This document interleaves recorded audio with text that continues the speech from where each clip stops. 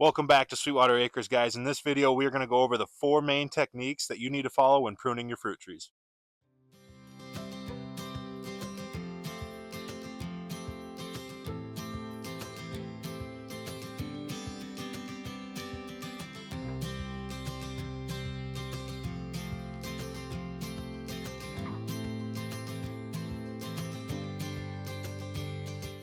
Alrighty, guys, welcome back to Sweetwater Acres here. Got a little bit different camera setup today, if you can't tell. But we are going to prune some fruit trees today.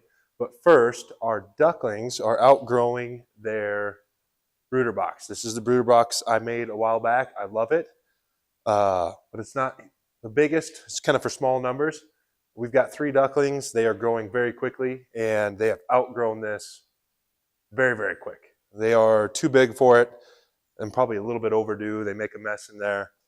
So we're going to get out the hen brooder / razor cage I built a while back as well. It's a little bit bigger, more open. They can have some more room and stay inside here out of the elements. But I did move them outside this morning. We are going to get some weather tonight, so I got to move them back in here. So I'm going to clean this old brooder out, move them into the new one, and then we're going to go prune some fruit trees. So I built this with a top that slides on, so you can rest your heat lamp on top of it. Animals can't get in there and get them. Super nice. I love this. I love what I did there with that. You have a little looking hole there, so your birds can see you coming, get used to you being out in the shop working around, having humans present. Just have a little feeder in here. I've usually put it in a little tray like that. Keep most of the feed remnants contained the best you can with a duck. They are extremely messy. I've got a big 1-gallon water in there. And if you couldn't see all the water dripping off that, they've pretty much spilled all the water into this bigger pan, which I use for their water. So again, try to keep most of their mess contained. There's a lot of pros with ducks, and I'm probably going to do a video about that coming up here. But they are extremely messy creatures. They get water everywhere, they get mud everywhere. They poop a lot. Create a lot of waste, I should say. But I'm going to get all these wet flakes out of here. There's spilled feed and water. Clean this up here, let this start drying out. I'm not sure if we're going to get any chicks this year.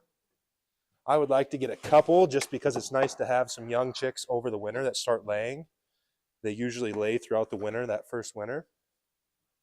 So I would like to get some. I don't know how the timeline is going to work out for us, though. So we'll see. But we're going to get this cleaned up, get it drying out, disinfect it. Get the bigger box out for them. And go out and get those guys out of the outdoor run. Or the outdoor setup, I should say. And I'll kind of go over why I do that quick as well.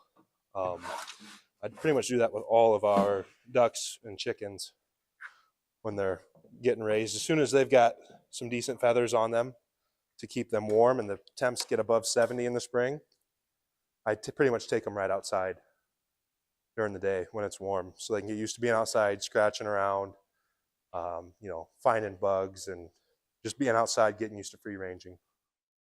Okay, and I want to apologize, guys. My voice is a little weird. My family is getting over a cold. We had a cold hit our household, and we've all been struggling with this, but it's something I need to get done today, so hopefully my voice isn't too hard on the ears. But here is the brooder that I made. I'm going to get this pulled out of here quick. Put this camera back up here. I am going to need a tarp to help contain some of the mess. So I'm going to put a tarp down.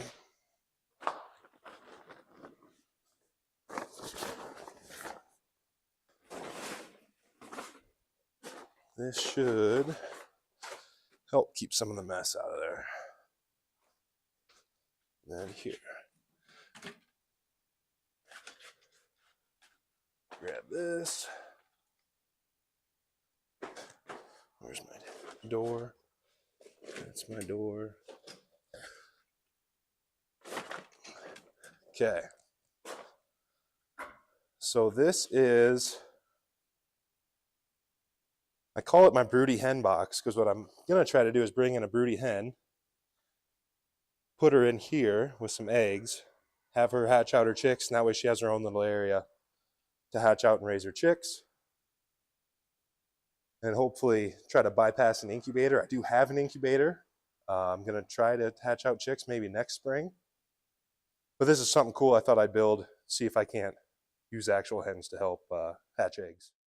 So first things first, need to put some bedding in here. Now that is the one nice thing about ducklings, is they don't usually scratch a whole lot. Where like chicks will scratch, and these shavings are going to go out through, come out through the chicken wire. Where ducks don't usually scratch a whole lot, they just get it messy inside.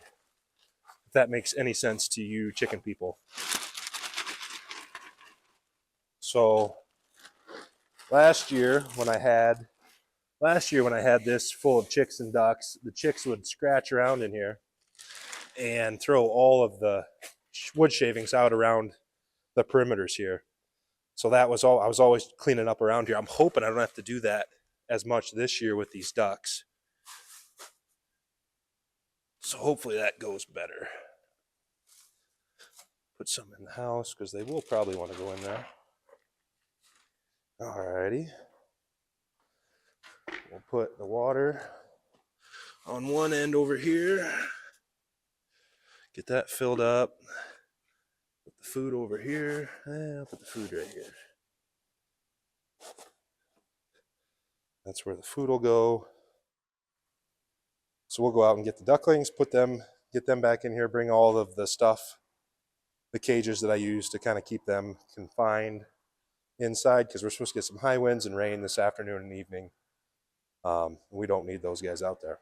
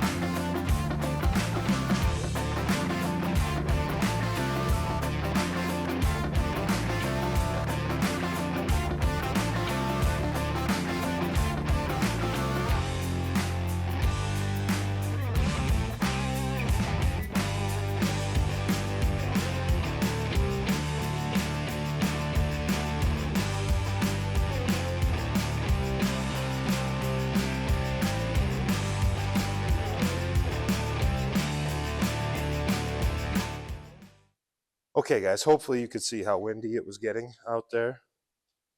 The system's definitely moving in. But I've got a bunch of ducks in a pet carrier. Try to get them out of here without hurting them. You're all right, come here, come here. Yeah, I know. Hide in there. Next. You're all right, you're all right, you're all right. Last one. I know.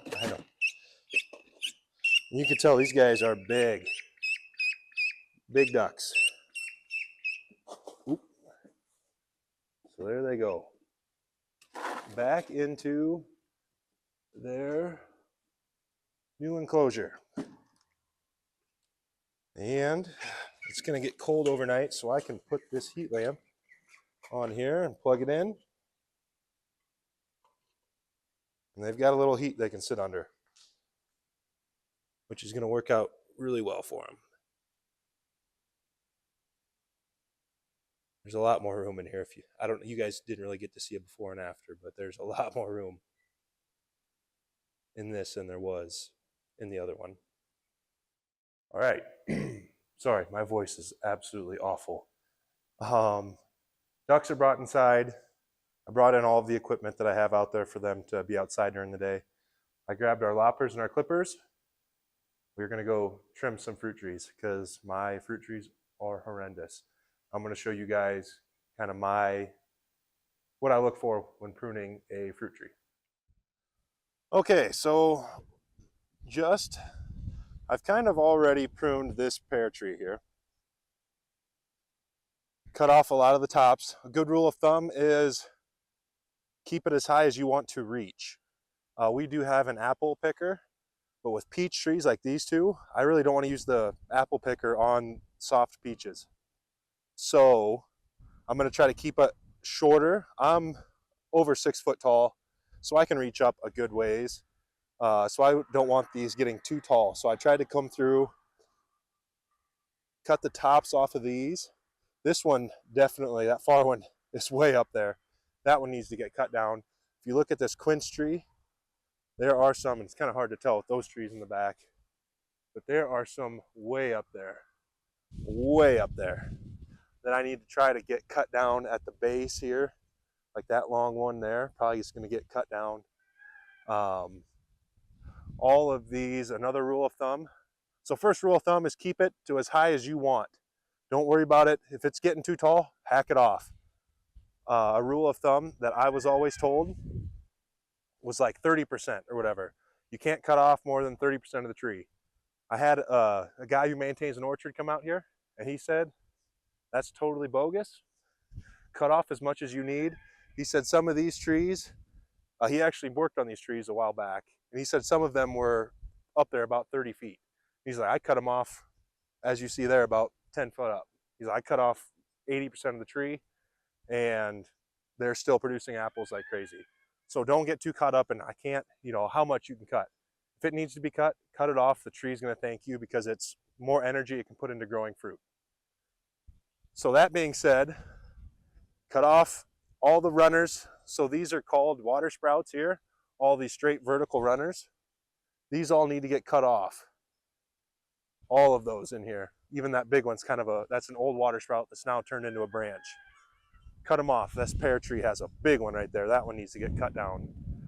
Cut all of those off because that's taking away energy that the tree can be putting into fruit. The next thing is just any maintenance, because honestly, this branch right here is a pain to mow around. I could probably cut that off. I don't know if I will, but I could do it just to keep it maintenance free. If I just wanted to bring my riding mower in here and mow around the tree, I'd probably have to cut that one off and this one, which I could do. I don't know if I really want to do that right now. We'll see. That might be next year's thing. Secondly, I'm actually going to go over here to this apple tree. Our roosters are going nuts. Any mess like this, where there are branches overlapping, getting really thick, these all need to be thinned out big time. Along with there's more water sprouts you can see up there going straight up. Those need to get cut off because all of these are going to produce apples. You can see they're already starting to kind of flower. So I need to get on this. Trim as much as this down as possible. One, that's going to keep my branches more healthy because the more apples, the more weight. And that's going to weigh it down, potentially snap limbs. I've already had a couple. I don't know if you can see over here. I've had a couple of these already break off. You can see that one right there and that one. They've broken off because they were too heavy. And I've kind of went through and started trimming some of these. I need to get the ladder out and go up. So I don't know how much I'll get done today. But to start, I need to trim a lot of these, this mess, just clean it up. You want sunlight and air to get in between your branches, in between the leaves, in between the apples. This is going to keep your tree healthier, and it's going to keep disease out and it's going to keep bugs out. That sunlight and the air is going to kind of help keep the tree clean, help it breathe. stagnant, gross air, that's where the bugs come in, that's where disease comes in, and we don't want that. Okay, so I'm just gonna start cutting this back to a healthy spot. I really don't know where though. I mean, you just kind of have to just jump in and start cutting. This is a long one that comes all the way over here. I'm gonna get rid of that. Cut this thing back to here, I think. Just really long, a lot of runners. There's already an apple starting right above it. So that'll be a big healthy apple right there because we're taking away all the energy going to this. Think of it as one big network of energy starting from the base and coming outwards. So obviously, all of these water sprouts are taking energy. The big trunks, a lot of energy, right? Main source energy coming up here. All these water sprouts, we don't really want those. We're gonna get rid of those. Oops, need to sharpen this a little bit more. Sharpen these, but cut these down. I might need my loppers for that one. Cut those down.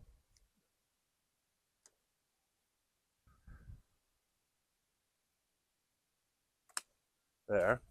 So I'm gonna cut all these off the best I can. There. So I'm gonna come through and get the rest of those, all of those in there. You can see I have a lot to do. I'll probably even cut some of those big ones down. So think of it as a flow system. You have your main source energy coming out to the branches here. Now you don't want any overlap, so there's a lot of overlap right here. You're gonna have to try to get the ladder out and get up into there, cut a lot of those down. Or I think I can actually reach right there. There. That's gonna help a little bit. I still need to get that one. You see how that's all congested up in there? A lot of congestion up in there as well. I got a lot of work to do. So I'm gonna try to do a before and after of what this is gonna look like. But I might just put you guys on time lapse and go to town.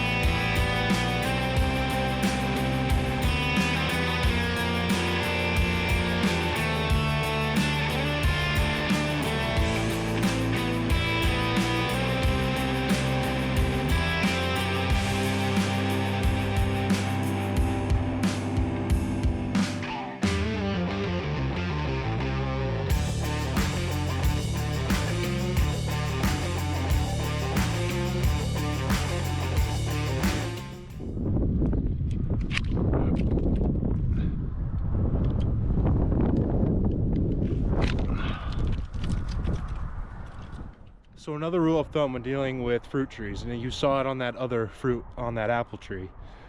I was always told, if you go to the middle of your fruit tree and look up, you should be able to throw your hat up in the air and it should come right back down. It shouldn't get hung up on anything. So you really want a clear center to your fruit trees. Have all the leaves and the fruit on the outside. So that's what I'm doing here on this quince tree. I literally climbed up the middle. You saw me do it on that apple tree. Climb up the middle, just start cutting all of those water sprouts that are going straight up, cut them off, get up to the top, and then you're just kind of doing maintenance. You don't want anything too high. This is a quince tree. They're kind of like an apple. I just don't want it overly high, so as you can tell, I'm starting to just cut stuff. I'm going to try to get to that one. I cut that one. I'll probably cut that runner too. I don't want them too high. You want to kind of maintain your trees to the level that you want them to be at. If they're getting too high, shrink them. If they're getting too wide, bring them back in. Clean up all of the overlaps. It's kind of simple, but if you let it go, it's a lot of cutting, and then it just looks bad for a little bit. But if you can tell on that last apple tree over there, I cut off a lot. There's a lot of branches on the ground. It's more than I've probably ever cut off that tree before. I'm a little nervous, but not really, because I cut quite a bit last year too. Not as much, but quite a bit, and it did just fine. We had plenty of apples on that tree. Remember, all you're doing, wait for the wind to die down here. All you're doing is pretty much treating this like an energy funnel. The trunk is the main part of the funnel, and you're just funneling where you want all the energy to go to your fruit. So obviously you don't want the energy growing water sprouts in the middle of the tree. You want energy getting all the way to the end to all these little buds to grow fruit. And that's all we're doing.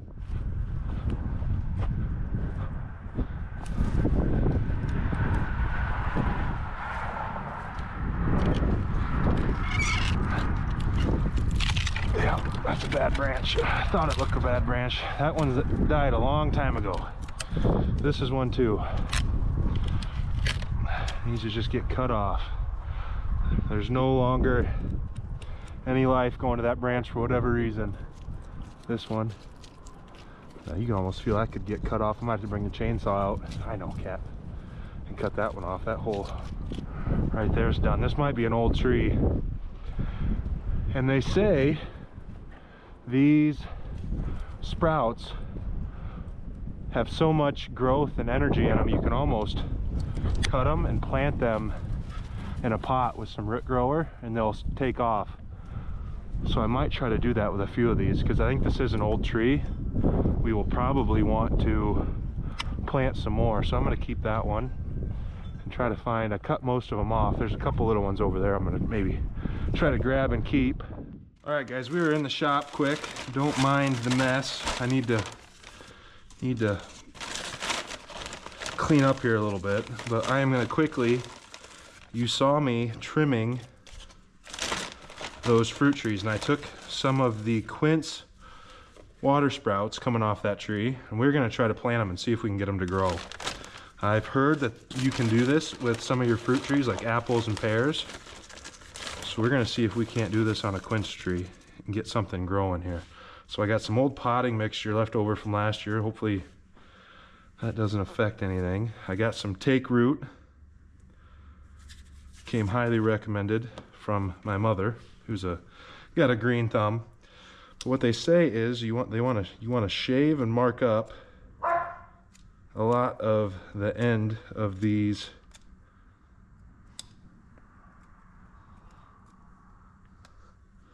water sprouts.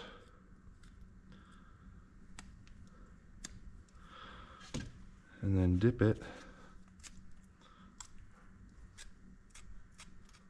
like this, there. Go against the grain there. Get it all frazzled. Dip it in some of this take root and put it in your soil. I'm gonna put a little bit more soil in there. And then we'll give it a good watering. And I'll probably take these inside just so I can see them and keep them warm. But I'm gonna do that with all of these.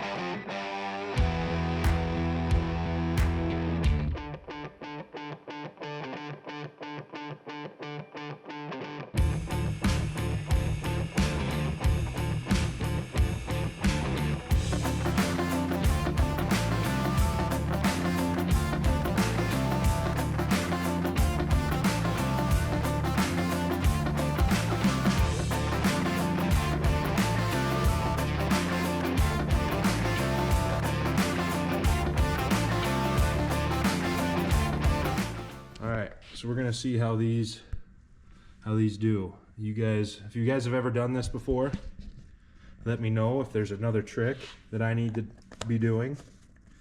But we will check in on these periodically as we go and see how they do. Again, we had some parties out here in the shop, and I've just, like a little kid clean his room, just shove it all to the sides and in the corners. But that is pretty much what you're looking for when you are pruning apple trees. You want to get rid of all of the overlaps. So I'm going to try to find, I did prune some of the bottom ones. So any of these overlaps right here where there's a branch running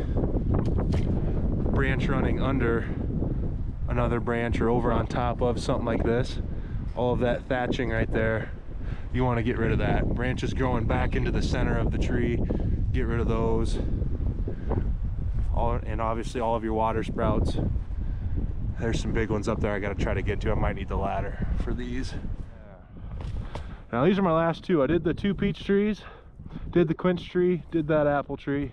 I got to do the pear tree and then this apple tree. In conclusion, the 4 main steps that you need to follow when pruning your fruit trees. Step number 1 is to maintain your height and your width to something or a standard that you want. This kind of depends. Each person has their own preference, and it can go by the fruit tree as well. Peaches are a little bit more delicate of a fruit, bruise easy, can tear easily.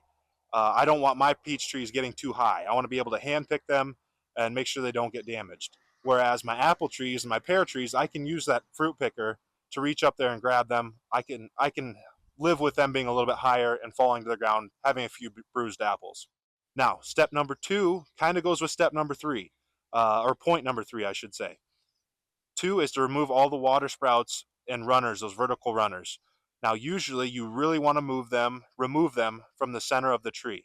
Like I said, you want to be able to walk to the base of the tree, throw your hat up, and have it not go up and come down without getting caught on anything. So those kind of go hand in hand, because if you remember the energy flow, the trunk of the tree is the main source of energy for the tree. And if it is already wasting that energy on growing water sprouts somewhere on those main trunks, that's energy that could be going to your apples and producing more fruit for you and your family. So you want to start at the trunk and just start removing all of those runners going out. When you get to the edges and you see a water sprout that you think would make a good branch for you, you can definitely leave it or trim it back, however you want to handle that. But you definitely want to remove all those water sprouts and runners from the center of the tree to in fact, give you point number 3, clear up the opening of the tree. So 1, that gives you good energy going out to the fruit, and 2, gives your tree more room for air circulation to get in there to give you healthy and disease-free fruit. Now, step number 4 is just kind of your general maintenance and nuisance branches. Anything growing straight down, anything growing back towards the center of the tree, crisscrossing, you want to get rid of those and go through and remove all of those. And then any other nuisance branches that you might have, stuff that you have to mow around. Like I said, I might have to remove a whole branch about that big in diameter, just so it makes my life easier to mow around. You can really kind of prune these trees to however you like and whatever your preferences are. Again, you don't need to follow a 30% rule. I've heard that a few times from different people. Just cut them. Cut them, whatever makes your life easier and how you want to maintain and manage your tree, go ahead and do it. Thanks for following along, guys. Those are my 4 quick and easy tips to maintaining and pruning your fruit trees. we'd love to see you on the next video. Please like and subscribe. This is a jack of all trades video. We cover everything out here on the farm and homesteading, hunting, fishing, gathering. It's morel season coming up soon, turkey season. We're going to have a lot of cool videos coming up. So if it's not for you, there should be something coming down the pipeline that fits your flavor. But thanks again, guys. We'll see you on the next video.